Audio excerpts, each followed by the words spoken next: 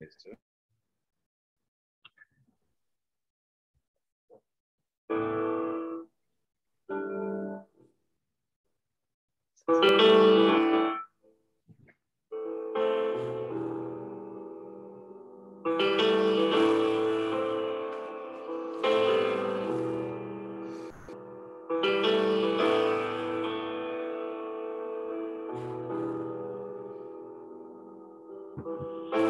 Spirit, I have had it. Bring me back to the nomadic way of weaving through the damage.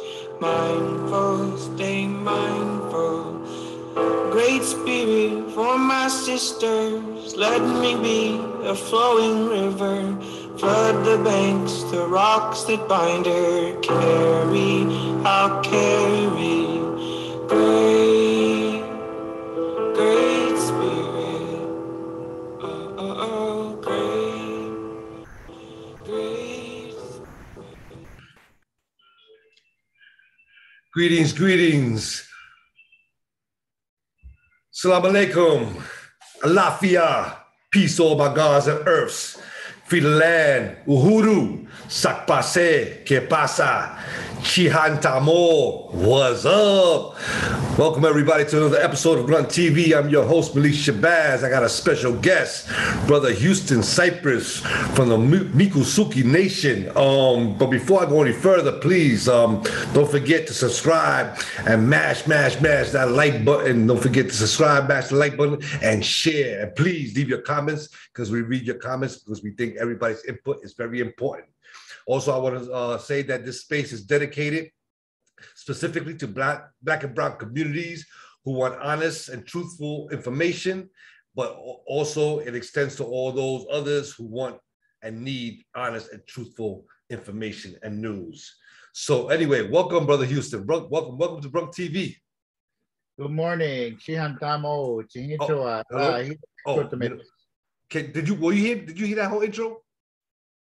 Yes, I did. Oh, you did? Okay, because I messed up and I put the thing on when I was doing the music thing. I'm still learning all the tricks, how to get it all together. But anyway, again, I want to thank you for coming on. As long as you get in the message out just there. Want to say a few words to the people out there listening.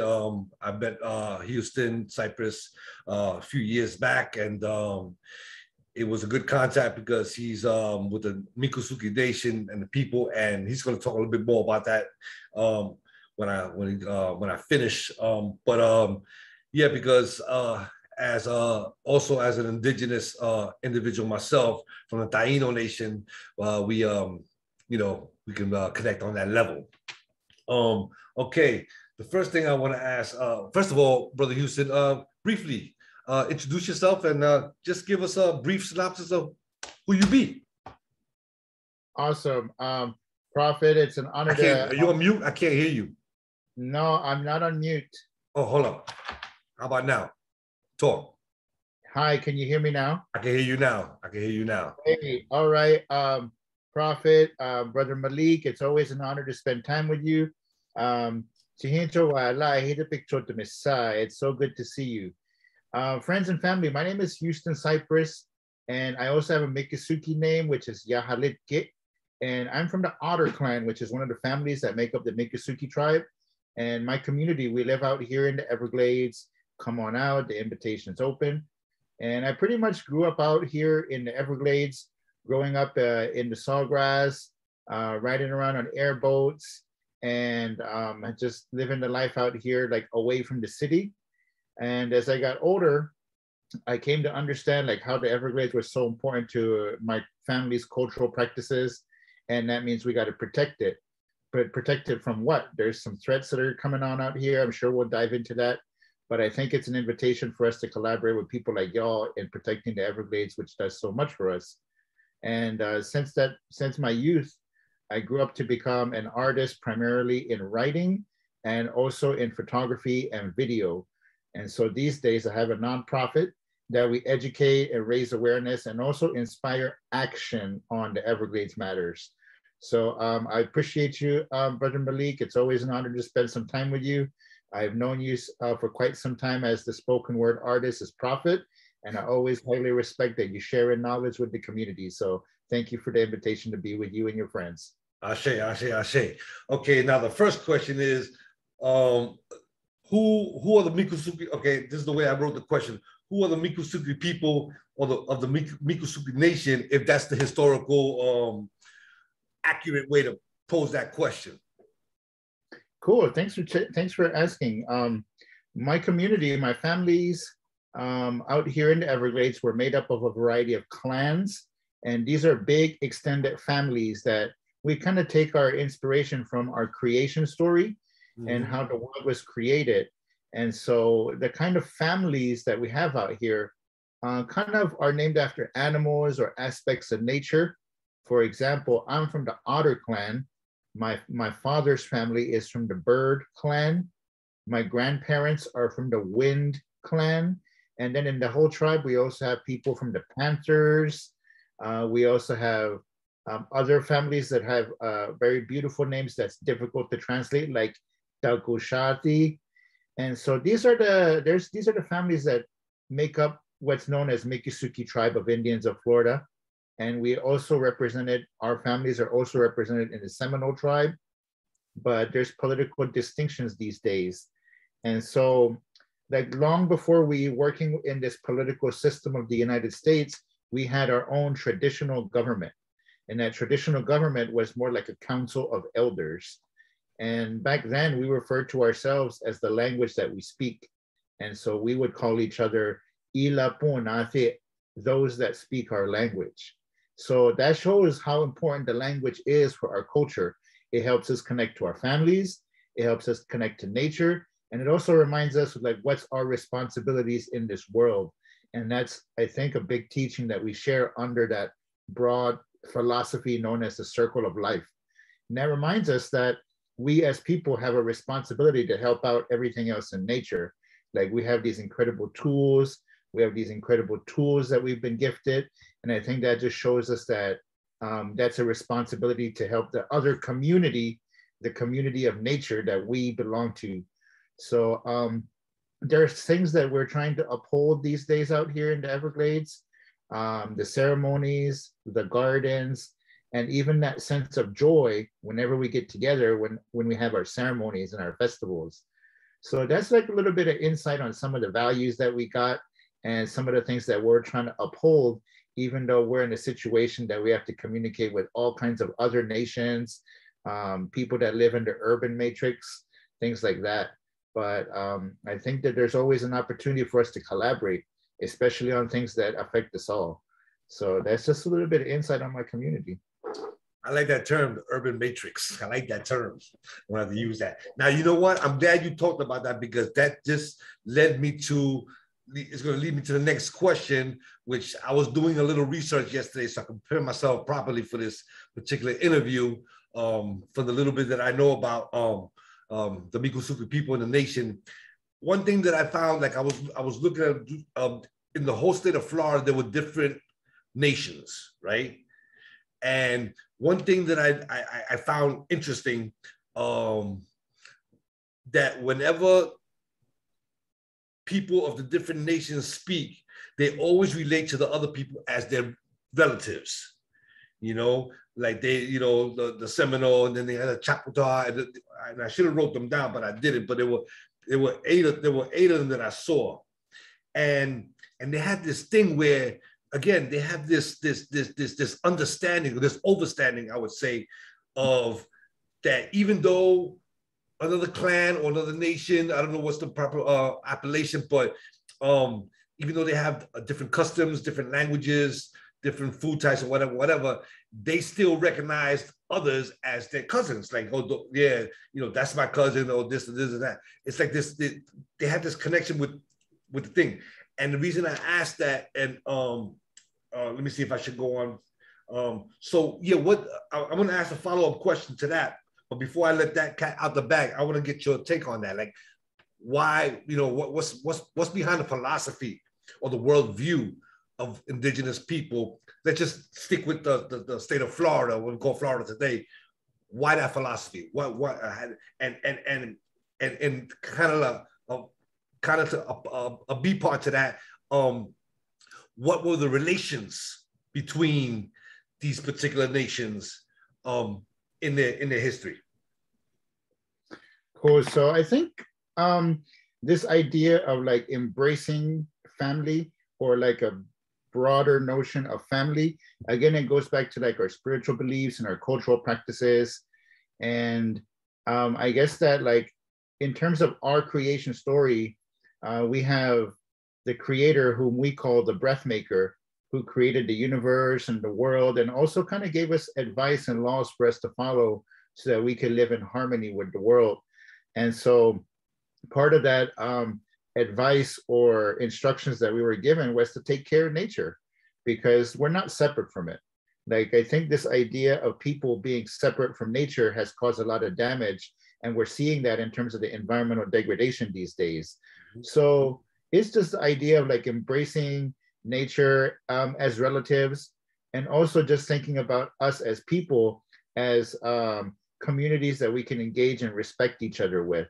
Because when we look at like other indigenous nations, whether it's our neighbors, the Seminoles, whether they're further north, like the Creek or the Cherokees, like now we're thinking in terms of diplomacy, international diplomacy. Even though these are indigenous nations, it's still international diplomacy.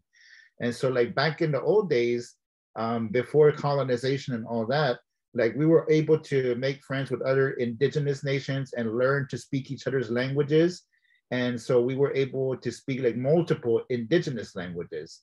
So our elders would be able to speak like 3 or 4 indigenous languages and communicate and trade and celebrate with each other and stuff like that. So I guess it's also like this coalition building, because when we're helping each other out, there's strength in unity.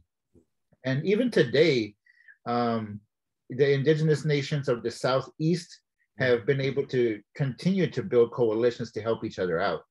Like there's this really cool organization that's called USET, USET, the United South and Eastern Tribes. And that's a more current thing. It's been around for like, I think about 55 years or so. But that's another modern example of how indigenous nations are supporting each other, building coalitions, and being diplomats to support our common vision, which is to protect our communities, to protect the earth, and to make sure our culture continues. And so I think those are some of the expressions that's like inspired by our spiritual beliefs and the kind of laws that we were given to take care of nature and take care of each other. But you know, like we have a lot of obstacles these days, especially in a colonized world. And so I think that just underscores and emphasizes and helps us to innovate new ways to support each other. And I think those are some of the things I've always appreciated about the kind of community organizing that I see you doing out in the community, whether it's through your Underground Railroad conscious community events and things like that, or even through the literary projects that you publish. I think all that's geared to community, whether it's your community, your audience. And so I think those are some parallels I see, and some of the things I really appreciate about what you're up to. Okay. You know, you said something super important that I mentioned in my book that is about to be published, and this is the key. I think this is the key thing that people need to understand, and you hit it right on the head. You said that this idea of being separate from nature, right? It's baffling, right? Now, the reason I asked that question before, and I'm bringing this up because I'm going to tie it into, because in my book, I talked about that. And this, I think that this is a major problem, and this is a major difference between indigenous people and Europeans. Plato, in his time, wrote that nature is unpredictable and uncontrollable. So mind and matter is over nature, thus has to be controlled. And so this is where the Europeans look at the world so differently than of the rest of the people, the rest of the people on the planet, where they see themselves outside of nature. So people they say, oh, I'm going to take a walk in nature. I says, you're not part of nature. You're not part of this living organism that's part of everything that's connected, you know? And so I wanted to point that out, because again, I think that's a crucial point for people to understand, because what I point out in my book, that what took place on the planet was a psychological transformation. Because, Europeans stand apart from everybody else on the planet, whether they were Miccosukee, Chickasaw, Cheyenne, African, Taino, Polynesian, whatever. They all had the same metaphysics. They all that world view where they were part of this whole living organism, and Mother Earth was the what basically sustained them and life itself, because Mother Earth produces the fruits and the vegetables and the air and the sun and the water and stuff like that. But Europeans don't.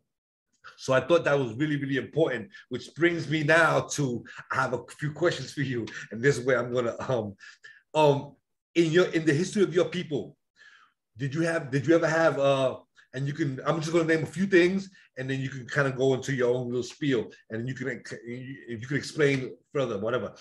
In the history of your people, did your people have prisons, the death penalty, private property, psychiatric wards? Did your people have to pay to go to school, to be healers, to be farmers, to be builders of lodging? And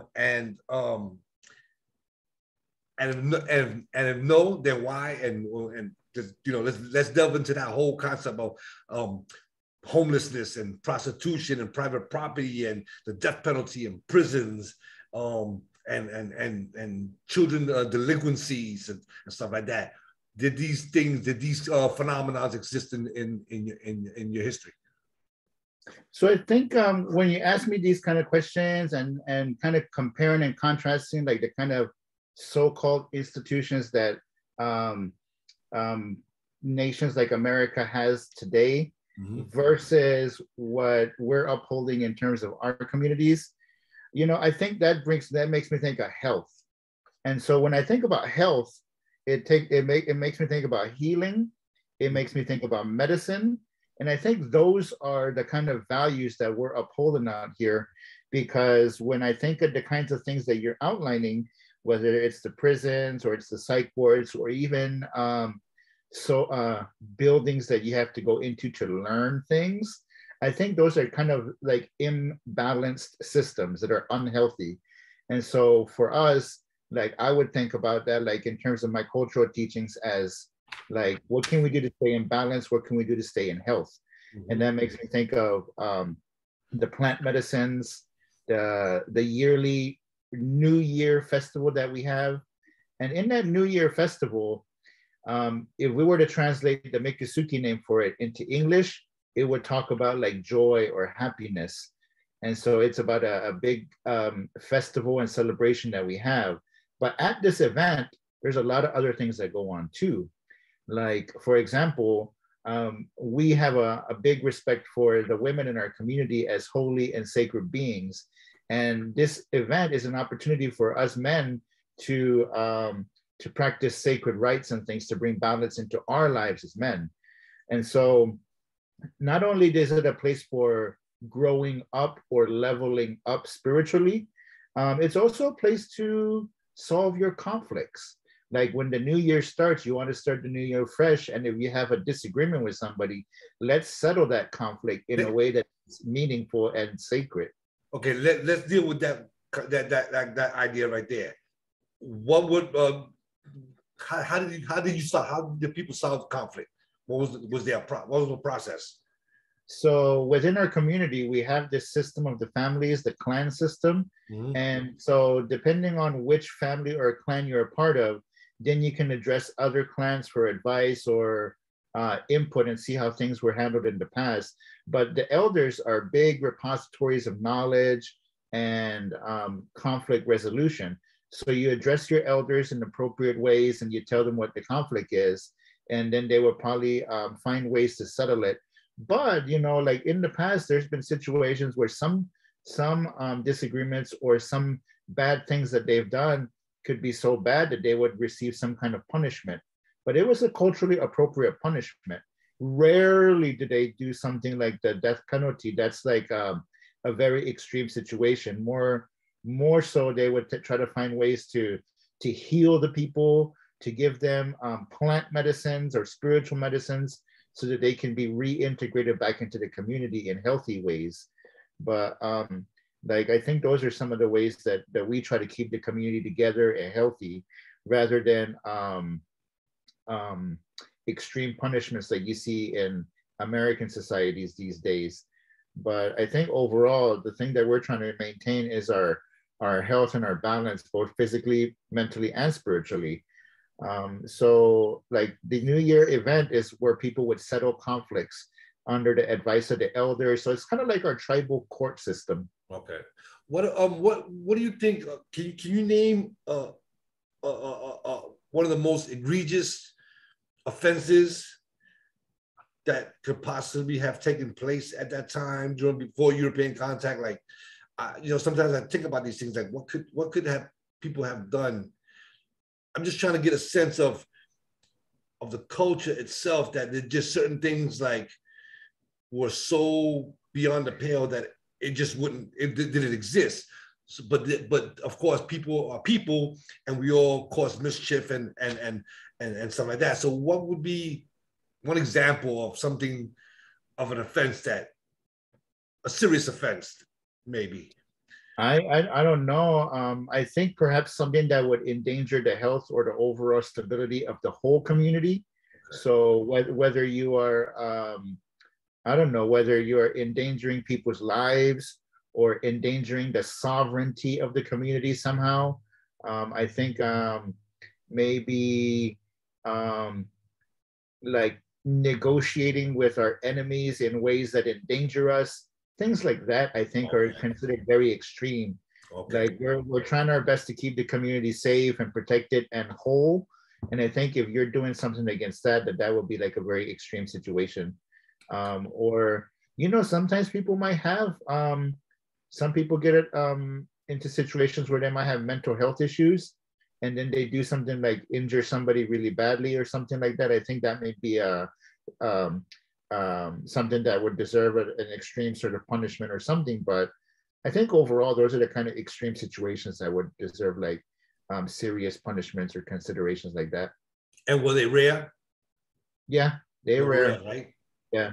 Overall, like people rely on the plant medicines and our spiritual teachings to bring people back into balance and keep them as part of the community. And was warfare a rare occurrence within all the different nations? Sometimes it will happen, but I think like when we talk about those kind of situations, we also approach it from a spiritual perspective too. So if people are going to go to war and things like that, there's special ceremonies for protection that would keep them safe when they're going into a conflict like that. But yeah, like we do have protocol and ceremonies that would be suitable to address that kind of situation. I also read that because I know there were times, like we said, the warfare did take place when the words were not enough, they weren't sufficient, and they ended up going. And so I read that when those things did take place, when the warriors came back to the community, I read that they were not even allowed to come back into the community until they detoxed. Exactly. That particular spirit and that poison that causes someone to want to kill, take another person's life. Yeah, that's why that ceremonial context is so important for us, and so it's exactly for those reasons. That's right. And I think for us, like that also points to the importance of like knowing our cultural teachings, and that relies on a relationship with our elders, because in our tradition, like we don't really write anything down. Right. Like all the writings, all the things that are put inside a stone structure doesn't really have any life to it. Like the living knowledge is within the living people, within the elders, and it's kept within our hearts. Like this way, like we don't just write something down and forget about it thinking like, oh, it's safe now. Right. No, like it's safe within it when it's kept inside ourselves, our hearts, and in the communities, and that active storytelling tradition. So like even though we have a Miccosukee Indian school and things like that out here, we always make sure to impress upon the kids that we have to uphold our teachings, our village life, the life of the fire, and things like that.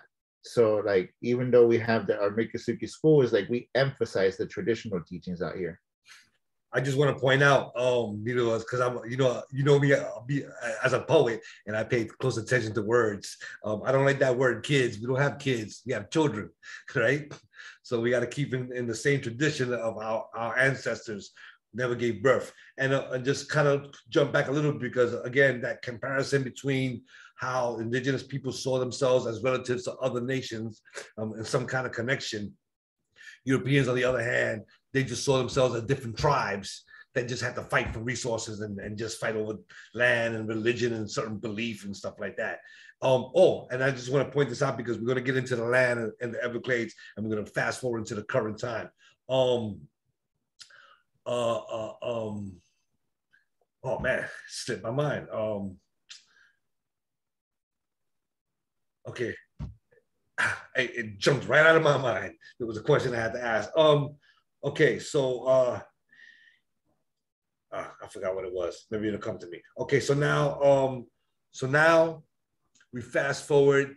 We know already that the indigenous people had a respect for the land, and the Miccosukee people, they named themselves after animals and certain aspects of nature. This is in reverence. Am I correct to say that? In reverence to that particular, the otters and the birds and stuff like that, you know? And that custodial relationship with Mother Earth, but as opposed to what the Europeans have a confrontational relationship with Mother Earth. So now I remember when you first invited me, I never knew that highway that gets to go to your nation, your land, it cut right through the Everglades. So okay, so now been colonized. Where are we with what's going on with the land, with the developers and people that don't respect the land and nature? Because I know that you're in that particular, on the forefront of that struggle, you and your people. So we got to remind ourselves. I mean, like it can be easy to forget, especially if we're living in the urban matrix, because like survival is very difficult in those kind of places when you have so many demands on you. But like if we can zoom out a little bit, we got to remember that nature has cycles and that nature flows. But this the colonization and the development put so many boundaries and lines around things. And so that's one of the lines that you're talking about that cut off the flow of the water. That's the Tamiami Trail in the Everglades. And then we also have I-75 called Alligator Alley, which comes out of Broward County and goes to Naples and Fort Myers. And in just our little South Florida region, those are two big roads that have cut off the natural flow of water. And so that has had a very significant impact on how things survive or thrive out here. And also, as more people come to live in the area, people need to eat. And so there's been a development of agricultural areas south of Lake Okeechobee. And so these kind of things have really made an impact on nature out here, because the agriculture takes up a lot of water, but it also introduces a lot of nutrients like fertilizer runoff into the canals. And the canals happen to end up, a lot of them happen to end up on federal reservation land, like where our people's land is. So we're kind of at the ground zero for the environmental degradation that comes out of agriculture. Another thing that we're dealing with is that more people are living in the urban matrix, and that brings up a lot of runoff from cars, the things that goes into the sewers and into the pipelines. They got to go out somewhere. And those pipelines either end up dumping into canals that come into the Everglades, or dumping into canals that go out to Florida Bay and the Atlantic Ocean, or even the Gulf of Mexico. So all of our runoff goes into these waters, and those waters either end up in the Everglades or like in the saltwater areas. And so these are some of the things that are stressing out the environmental, the different landscapes of the Everglades in South Florida. And since we live here, that impacts us too, because me and my family, we want to be able to live off the land. We want to be able to continue hunting and eating fish and growing our gardens, but that becomes really difficult because we have the mismanagement of water so much that like a lot of the tree islands where our villages are, they end up being underwater for months at a time.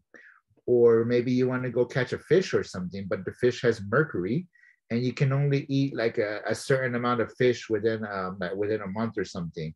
So those are the ways that modern living has changed the landscapes of the Everglades. But I think that there's also a solution or a way forward to bring some healing back to these stresses on the land, using a combination of knowledges. Like the sciences are great, but sometimes the sciences can be manipulated. And so my community has been very critical of that. And so what we've done is we've created our own scientific systems. And when it comes time to make decisions using these scientific tools, who do we rely on to make those decisions? The elders, rather than a detached, objective, empirical scientist to make the decision. We rely on elders to use their wisdom and their knowledge and their teachings to guide how these tools are being used. And so because of that, like our community, Miccosukee and Seminole folks have been doing really good decolonial science out here. And when you implement those kind of scientific insights, then we get clean water, then we get the birds and the animals back, and then we have the ability to have our gardens out here. So I think that those are some of the ways that we've been able to bend the tools of the modern world to serve nature. So even though it can be a very difficult situation out here, I think as long as we can listen to what the locals are saying, like the local Miccosukee and Seminoles, I think we can find solutions. And the cool thing about like what Miccosukee and Seminole people, like what my family and friends are saying, is that we need your help too. That's why we're always inviting people like you and other artists to come on out here and spread the word and be inspired to action. And so I think even though we can talk about problems sometimes, there's also time and opportunities to talk about solutions. Okay. So currently there's a big struggle to try to save and repair what the damage that's been done to the because like I said, I was doing my research, and it talked about how, like you said, the Everglades, that what they did was it's almost like when they create dams, they interrupt the flow of Mother Earth. There's a natural thing, so that a lot of things happen in that process. Certain animals and certain things don't get the proper,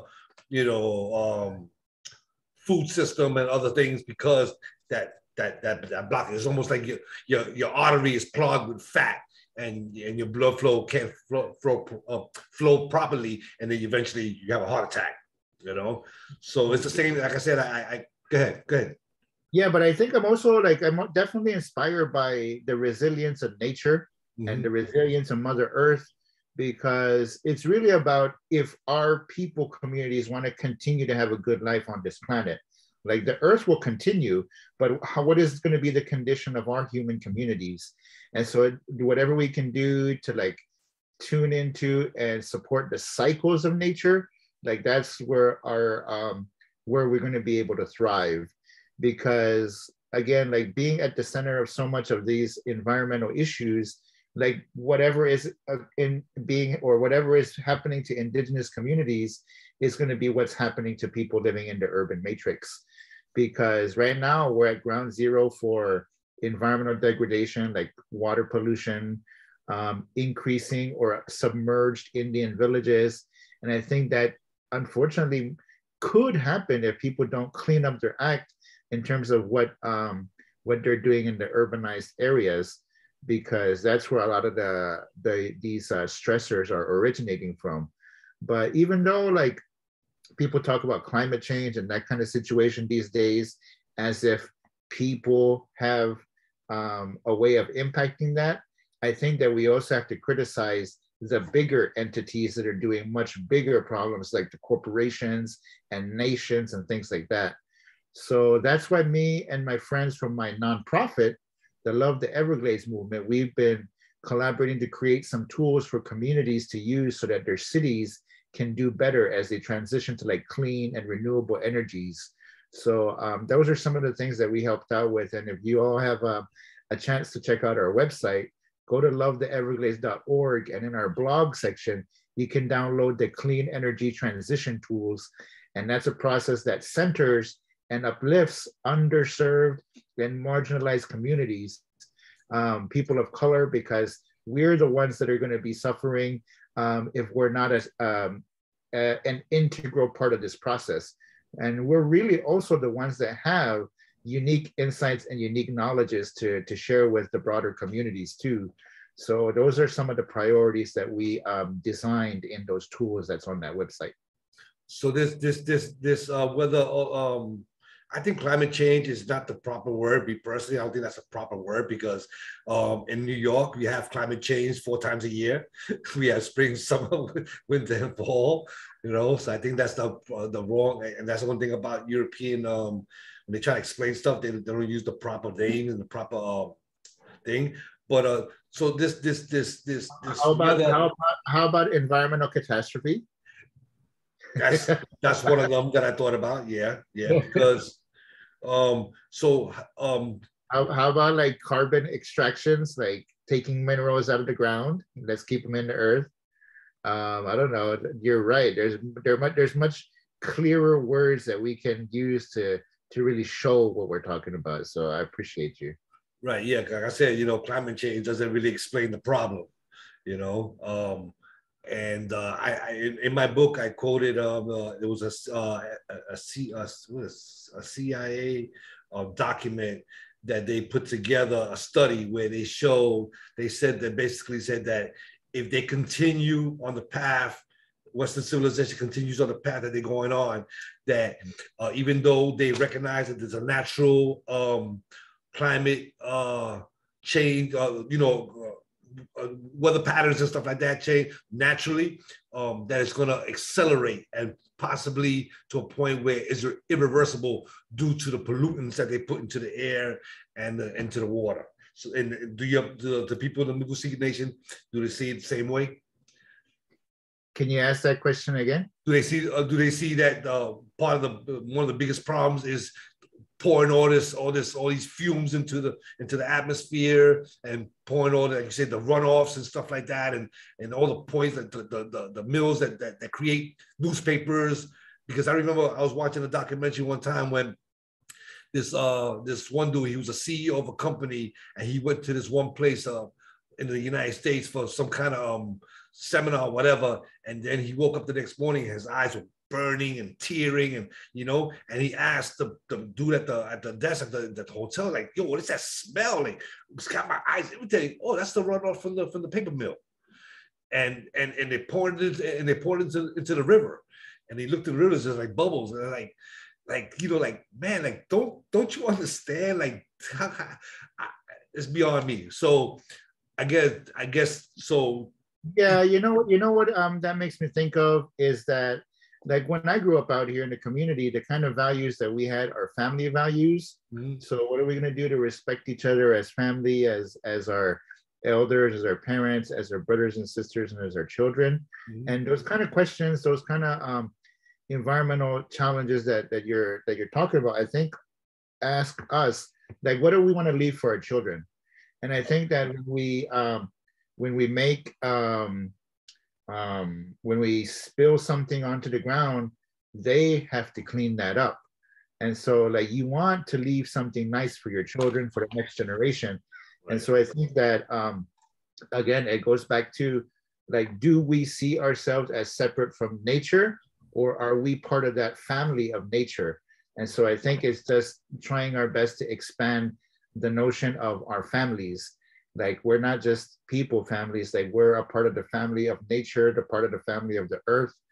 And so, like, this idea of separateness, like, let's expand our chosen families. Let's claim nature as our relative and treat them and respect them as such. Do the people over there, the Miccosukee people, the indigenous people, do they, what's their view on this environmental movement? Do they think they're on the right track?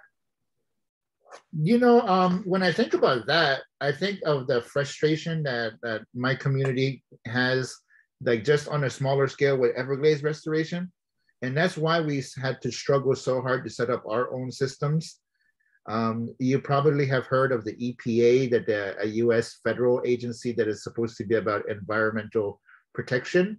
Mm-hmm. But we've always been critical of those processes because either they would leave us out of the process, mm-hmm, or take our comments and put them, like, at the back of the report or in the appendix, mm-hmm, as not integrate them into the policies. So that's why we've had to set up our own Miccosukee EPA.